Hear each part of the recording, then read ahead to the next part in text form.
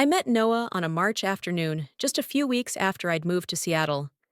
It was drizzling, and he lent me his umbrella outside the cafe we both happened to step into. It all happened so fast, I didn't realize that moment would be the beginning of 4 years that felt like a dream, until they turned into the longest nightmare I've ever lived through. I was 26 then, working as an editorial assistant at a small publishing house. Noah was an architect, recently promoted to lead designer at a rising firm. He was smart, funny, and had a smile that made me forget how gray Seattle could be. We started with spontaneous coffee chats, which turned into evenings cooking together, watching old movies, and talking late into the night about everything, from silly breakups to dreams of a lakeside house filled with books and lavender. We clicked in the strangest ways. We were both hooked on true crime podcasts, preferred cold apple pie over warm, and couldn't stand people who trashed early 2000s pop music. Noah always remembered the little things: that I liked my coffee black Americano, that I wouldn't eat raw onions, and that I spun my ring when I got nervous. One time, after I caught a cold from walking in the rain, he left a bag of medicine and dried chamomile at my door, with a handwritten note. "Without you, this city feels flavorless." I believed I'd found the right person. After almost 2 years together, we moved into a small apartment in Queen Anne. My mom wasn't thrilled at first, she said. A girl shouldn't live with someone before marriage. I laughed. "Mom, it's the 21st century." At first, living together felt like something out of a romantic film. I'd wake up to fresh coffee, and he'd be at the table with his feet propped up, sketching some design. I used to think if happiness had a shape, this was it. Two people sharing the small things, nothing fancy, just enough to make the days feel light. Then, in the fall of our third year, on the anniversary of that rainy afternoon, Noah knelt beside Green Lake, where we had our first date. The sky was clear and the ring wasn't flashy, but the look in his eyes made me tremble. So full of love, so full of promise. I could barely speak as I nodded yes. It felt too perfect, like a chapter out of a scripted love story. I posted a photo of the ring on Instagram with the caption, "Forever starts here," and the congratulations poured in. My mom called, her voice trembling. "Are you sure, Clara?" I smiled, truly smiled. "Mom, I've never been more sure of anything." I started planning the wedding the next week. We chose June, summer, beautiful skies, flowers in full bloom. I bought a notebook to jot down every detail: the invitation color, the menu, the first dance song. Noah wasn't too interested in the planning, but always said, "As long as you're happy." At that moment, I thought I was the luckiest woman in the world. I had a man who loved me, supported me, and wanted a future with me. After we got engaged, things seemed normal, until they weren't. I didn't see it right away. It started with what sounded like harmless suggestions. "Clara, are you sure that red lipstick suits your skin tone?" Noah asked one evening, before a small work party. I looked at myself in the mirror. That lipstick used to be something he called striking and sexy not long ago. But this time, his gaze flicked past me, like he was trying not to look at something unpleasant. I gave a weak laugh and switched to a softer nude shade. From then on, the little comments became more frequent, about my hair. "I think the bob makes you look kind of plain." About my clothes. "Maybe you should try dresses with a more mature silhouette. The floral ones look too girlish." About my shoes. "Nakers don't really fit someone who's about to marry an architect." At first, I thought maybe I was being too sensitive. Maybe he just wanted me to look my best. I told myself, people in love care that much? But then it went beyond how I looked. One night, I was excitedly telling him about a manuscript I'd just finished editing, a debut novel by an up-and-coming author, when he cut in. "I just don't get why you're so into that stuff. Have you ever thought about working for a bigger publisher or doing something more meaningful?" I froze. He'd never belittled my job before. He used to say, "Reading with you is what made me fall harder." I forced a faint smile. "I actually feel good about it. This work makes me feel alive." His gaze lingered for a moment before he said softly, Yeah, I just think you're capable of more. It sounded like a compliment, but after that, I started hearing similar things, over and over, each time with a different undertone. Your mom's sweet, but kind of old-fashioned, huh?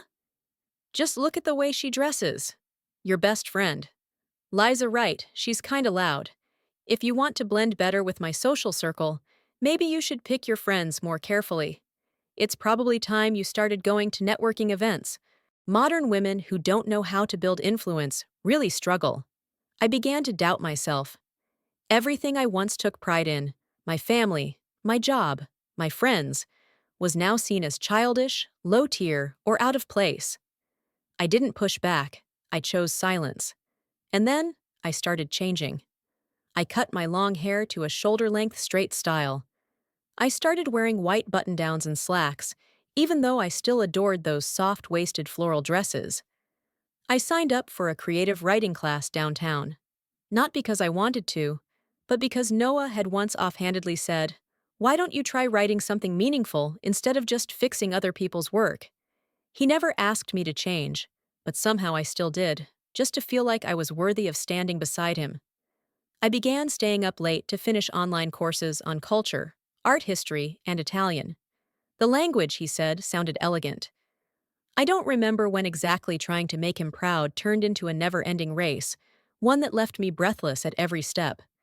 Whenever I tried to open up, he would smile and say, "Clara, you're being too sensitive. I just want what's best for you." Then one night, I came home late after class, holding a box of hot food, hoping he'd smile. But instead, Noah sat on the couch, his eyes colder than I remembered. "You should have told me you were going to be late," he said flatly. "We're getting married. You can't just live on impulse anymore." I just gripped the food box tighter, unable to speak. There was less than a month left before the wedding. I had chosen my dress, sent out invitations, and booked the reception at a restaurant by Lake Union that I'd loved since I first moved to Seattle. Everything seemed to be going according to plan. But the closer the day came, the more distant Noah became. He skipped most of the family gatherings, constantly postponed planning sessions for the wedding, blaming it on too much work. I felt like someone planning a birthday party for a person who couldn't be bothered to show up. I told myself, maybe he's distressed. Don't make a fuss. But that don't make a fuss mindset had kept me silent for far too long. And then that night came. That day, I had just gotten back from a dress fitting, holding a candid photo of the custom gown I'd been tailoring for 3 months. I was excited to show it to Noah. "I don't want you to see it before the big day, but I think you'll like it. It's light, simple, and the neckline's high. Just how you like it." Noah cut me off. "Are you not planning to wear something more extravagant? My mom said she's worried you'll pick something too plain." I froze. The smile was still on my face, but it began to droop. "What do you mean?" Noah sighed, then set his glass on the table like he'd been holding something in too long. "Clara, we need to talk." I nodded, uneasy. "I think maybe we should take a break. It's not that I don't love you, but I'm starting to realize you might not fit into the life I'm building." I couldn't say a word. A chill spread down my spine. "You're a good person," he continued. "But you're too simple, Clara. Your family, too. When I think about events, client dinners, big galas, I'm not sure you'd represent the right way. I need someone who can walk with me in both life and career, and you're just not quite there." I let out a laugh. I couldn't believe what I was hearing from the man who once said he'd walk beside me for life. He frowned. "What's so funny?" I shook my head, eyes wet, but no tears falling. "Nothing, it's just, you used the word 'not quite right' to describe the person you proposed to less than a year ago." Noah stared at me silently, maybe waiting for me to cry or yell. But I didn't. I simply stepped forward and gently placed the photo of the dress on the table. "Then let's not get married," I said, my voice eerily calm. "Not because I'm not worthy, but because I don't have to prove myself to someone who's forgotten who I am." I turned, walked into the bedroom, and pulled out the small suitcase I'd kept in the closet. Everything moved slowly, but my mind was blank. When I returned to the living room, Noah was still standing there, saying nothing. I paused at the door. You once said I was the gentlest part of your life, so let me help you feel light for real. I closed the door behind me, each step down the stairs, feeling like I was walking away from a play I once thought I was the main character in, only to realize I'd been a side role in someone else's script. That night, I didn't go back to my rental apartment. I went straight to Liza's, my best friend. She opened the door, saw my red eyes and small suitcase, didn't say a word, just held me, for a long time. It took me 4 years to love someone, and only 4 minutes to realize that person had never really seen me. I officially canceled the wedding the following Monday morning, called the restaurant, emailed the event planner, texted apologies to guests who had received invitations. I did it all in silence, step by step, like removing a wedding dress I never got the chance to wear. My mother found out after Liza called her. She didn't say much. She simply showed up at Liza's, held me tightly, and took me back to her house in Tacoma for a few days, where I could sleep without anyone asking, "Have you changed your mind yet? Or should you forgive him?" But I knew I didn't need more time to think. That decision didn't come from anger. It was the result of months of quiet pain. Just waiting. For one final push to break wide open. A week later, I returned to Seattle and rented a small studio in Capitol Hill. It wasn't glamorous or fancy, but it was mine. No more rough wooden chairs Noah had picked to match his minimalist aesthetic. No more abstract paintings I never understood, but hung up because he liked them. I picked out every item myself. An olive green velvet armchair, floating bookshelves, and sunflower print bedding. Yes, the one he once said was too tacky. I started rebuilding my life like cleaning out an old room, gathering everything that no longer belonged, packing it up and setting it by the door. Noah texted me 3 days after I left. The first message: "I'm sorry for what I said. I was just stressed. You know that, right?" The second one came a few days later. "We've been through too much to just let it go like this. I know we can fix it." The third. After nearly a week of silence from me: "Clara, don't let a moment of emotion destroy everything. You'll regret walking away from the one person who truly loves you." I left the message unread.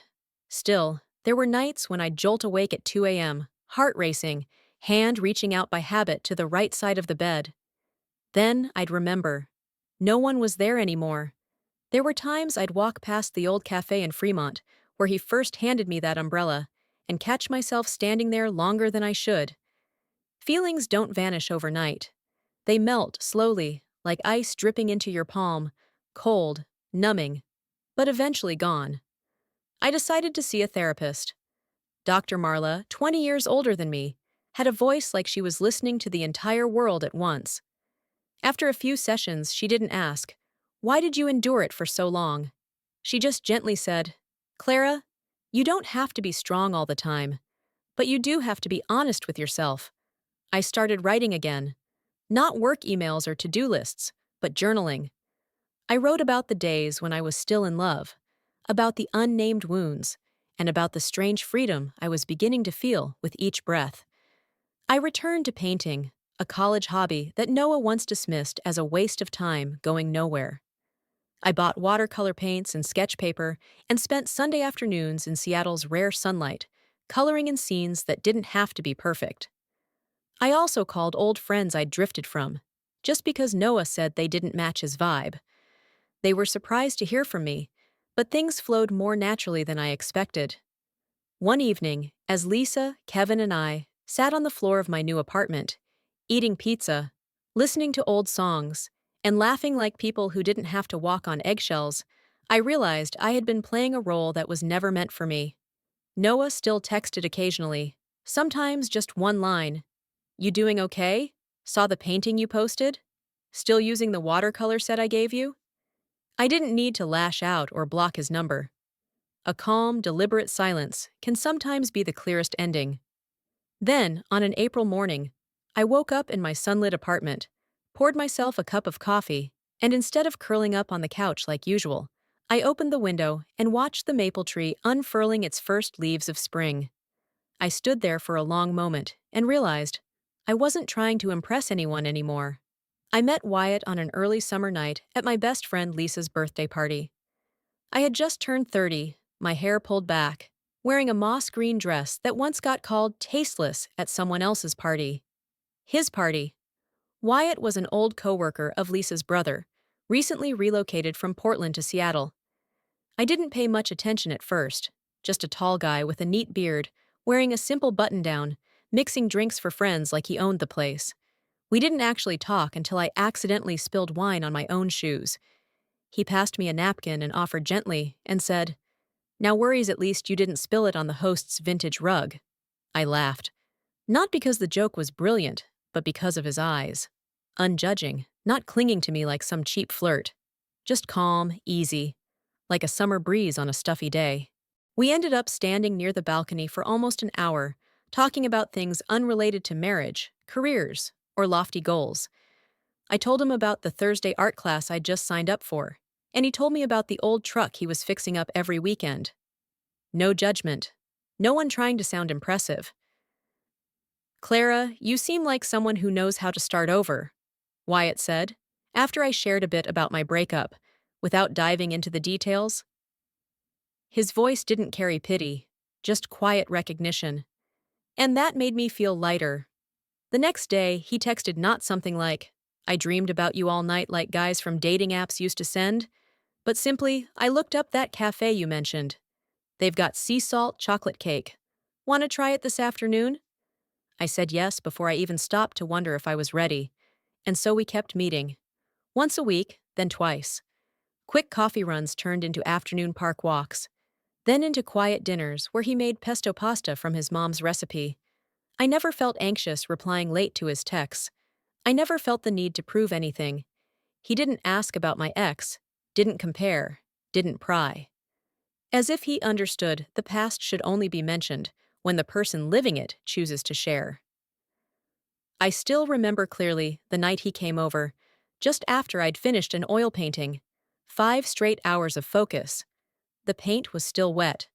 I was wiping my hands when he walked in, paused at the easel, and said softly, "Not everyone dares to live the thing that brings them joy." I admire that. I wasn't used to being seen that way. I gave him a quiet smile. "Thank you," I said, with something warm and certain blooming quietly inside me. 3 months later, he hesitated, then asked, "If you're spending every weekend at my place anyway, do you think officially moving in might save us the trouble of packing each time?" My words didn't come right away, but the next day I brought over 3 books, 2 sets of pajamas, and the fuzzy blanket I loved. Not a full move, but an unspoken yes.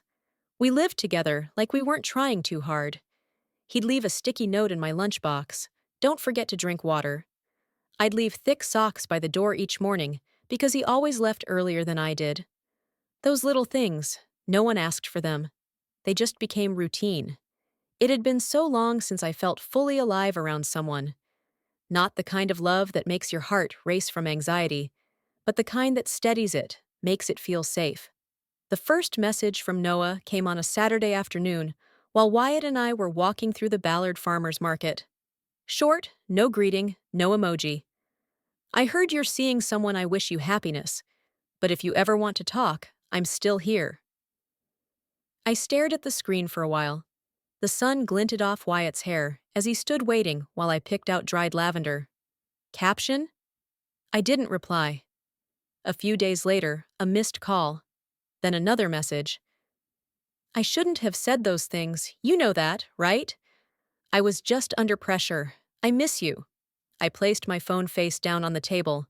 10 minutes later, Wyatt walked into the room, noticed the look on my face, and gently asked, "Everything okay?" Hesitated for a second. Then I handed him the message. Wyatt read it, nodded. No follow-up questions, no furrowed brows, no repeating, "Are you going to reply?" like someone once did. He just said, "I don't think the past needs to be erased, but I also believe you're strong enough to know what's worth keeping." I put the phone away, didn't say anything, but inside, everything stirred. I used to dream about getting an apology, about Noah realizing he'd been wrong. I thought that if it ever happened, I'd feel like I'd finally won, like justice had been restored to my heart. But when it really came, all I felt was emptiness. Noah's third message was the longest. I passed by the old place, saw the wall where you painted those dandelions. Do you remember? I was wrong. I know that now. You're the only one who ever truly understood me. If you're open to it, I'd like to see you. Just once. To apologize face to face. I stared at the screen for a long time. I wasn't angry anymore. I wasn't weeping anymore. But I also knew I didn't need that meeting to close anything. Forgiveness, if it had happened, had already unfolded quietly in my heart, long ago.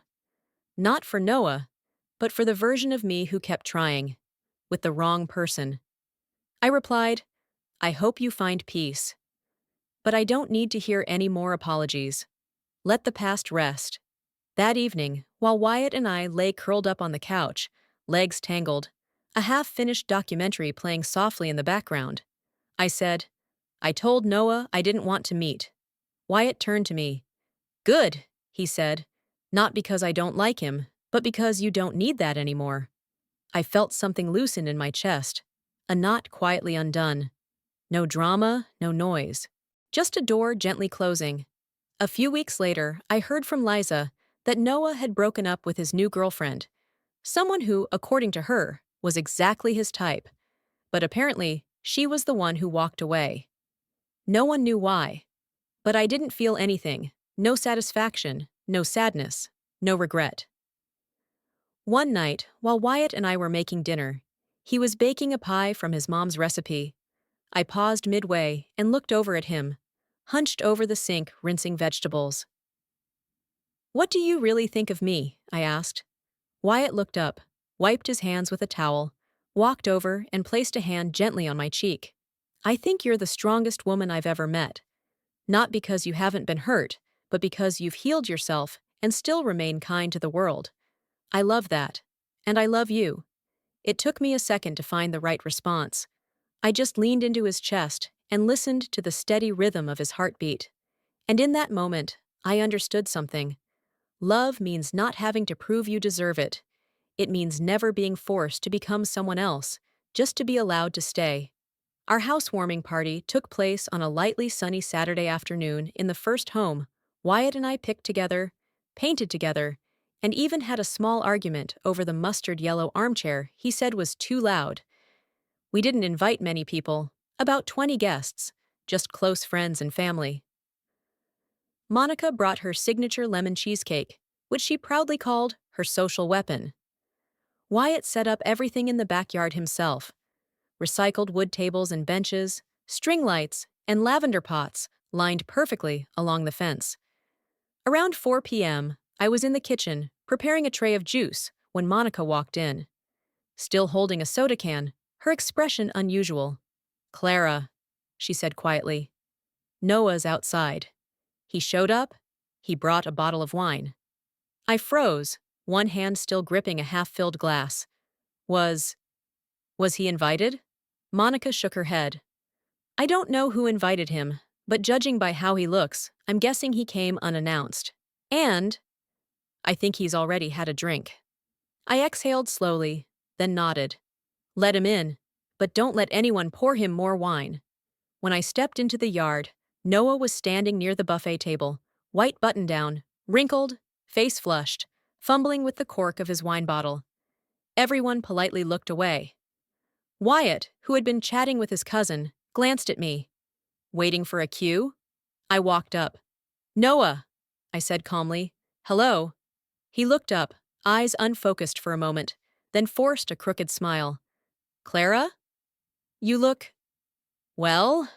No words, just a small gesture toward Monica. I simply gestured toward Monica. Monica will get you a glass of water. No need to be formal, he smirked. Just an old friend here to say congrats. Together we took the seats near the edge of the patio, away from the crowd. Wyatt quietly walked over, placed a hand on my shoulder, and sat beside me. He didn't interrupt. He just stayed there, solid and steady. Noah poured himself a glass of wine, took a sip, then looked around, as if making sure people were listening. I have to say, he began, his voice not loud but clear, I'm genuinely happy for you, for how well you've done, but part of me feels like I had a role in that. I frowned. A role? Yeah, he nodded. If I hadn't pointed out the things you needed to change, would you really have become this confident? Wyatt turned his head toward me. He wasn't angry. She just tilted his head slightly, as if asking, Do you want me to step in? Then Wyatt set down his glass, looked straight at Noah, and in his usual steady voice said, I think what made Clara strong wasn't you. It was her learning to stand up on her own. No one gets credit for that but her. Noah let out a half-drunken, half-awkward laugh. I never said I meant to hurt her. I just played a part in the journey. In that journey, I said, is over now, Noah. Is that what you came here to say? He went quiet, then sighed and muttered, You've changed. You're not like you used to be. That's right, because back then, I thought I needed someone's approval to have worth. Now I know, I'm enough on my own. Space fell silent for a few seconds. Then Monica showed up, perfectly timed, like she had a built-in radar for awkward situations. Oh, by the way, she said brightly, I ran into Daisy at the candle shop the other day. She looked amazing, 6 months pregnant. Her new boyfriend's a photographer, seems really kind and gentle. I met Noah's eyes, his face tensed for a brief moment, lips pressed together. No one said anything else. Eventually, he stood, gave a slight nod. Congrats to you both, really? Wyatt walked him out to the gate. I stayed back with Monica, arms folded. When Wyatt returned, he didn't say anything, just handed me my phone. He called 3 times on the way out. I hung up. I gave a quiet laugh. Thank you. The party went on. No one mentioned Noah again, but I knew the story had finally closed. Wyatt and I got married on a September morning, in the small garden behind our house, where he once planted lavender and forgot to water it for an entire week. The air was cool. The sun was soft, just right for suits not to feel too hot, and for me to not need an umbrella for my simple white lace dress. The dress I chose without anyone's opinion, approval, or permission. Just mine. There were fewer than 30 guests, all people who had witnessed my journey, the pain and the healing. My mother cried through the entire ceremony, and Monica joked, If Wyatt forgets the rings today, you're marrying him anyway. We're not letting you postpone. Wyatt didn't forget the rings, and when his eyes met mine, glowing in the sunlight, I knew. I had chosen the right person at the right time. Married life wasn't a fairy tale. We still argued about little things. He'd leave the sink strainer open, I'd forget to close the cereal box, and it'd go stale. Some nights I'd come home late, exhausted and snappy, and he wouldn't understand how one email from my boss could ruin an entire dinner.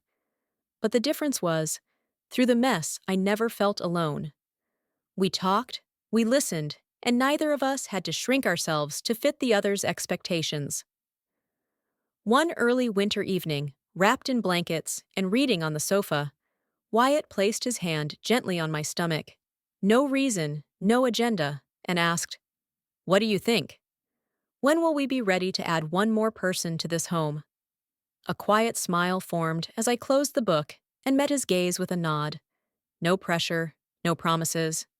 We both knew, whatever comes, as long as it's built on trust, not fear of losing each other, it will be right. Our little home wasn't anything special. The roof was a bit old, the kitchen creaked when we opened the cabinet doors, but it was the place where I could cook while listening to the Beatles instead of hearing someone call the music outdated. It was the place where I could hang my own paintings on the walls without asking, Does this look okay? It was the place where I could hold someone at the end of the day, not to keep them from leaving, but to know I was right where I belonged. Now and then, I still hear about Noah, a message from a mutual friend, a photo someone tags by accident. I haven't blocked him out of my world, but I haven't opened the door either. He's like a chapter I once read carefully, felt deeply, cried over, but have since closed and shelved in its rightful place. On my 31st birthday, Wyatt gave me a fresh stack of blank paper and a new watercolor set. He said, "You're the one who painted this life. Now it's time to paint what's next." I sat down, opened the first page. No pressure to make it beautiful, no need for perfection, just painting for myself. Value once, I thought. It was something others granted. A look of approval, a compliment being chosen. But now I understand. Value is something you discover on your own, when you're loved with gentleness and without conditions. I no longer need anyone to prove I'm good enough. Because every morning, when I wake up in our sunlit home, hearing Wyatt brewing coffee in the kitchen and an old song playing from the little speaker, I know I've gone far enough, long enough, to finally come home to myself. My story isn't just about walking away from the wrong relationship. It's about slowly, painfully, but steadily finding my way back to who I truly am. I used to think happiness came from pleasing others, until I realized peace comes from being yourself and still being loved. In a world full of outside voices, the greatest lesson I've learned is this: your worth isn't in someone else's eyes. It's in how you treat yourself after every time you rise again. What do you think about Claire's journey and how she reclaimed her self-worth? Share your thoughts in the comments below, and don't forget to follow the channel for more heartfelt and powerful stories about life, love, and family.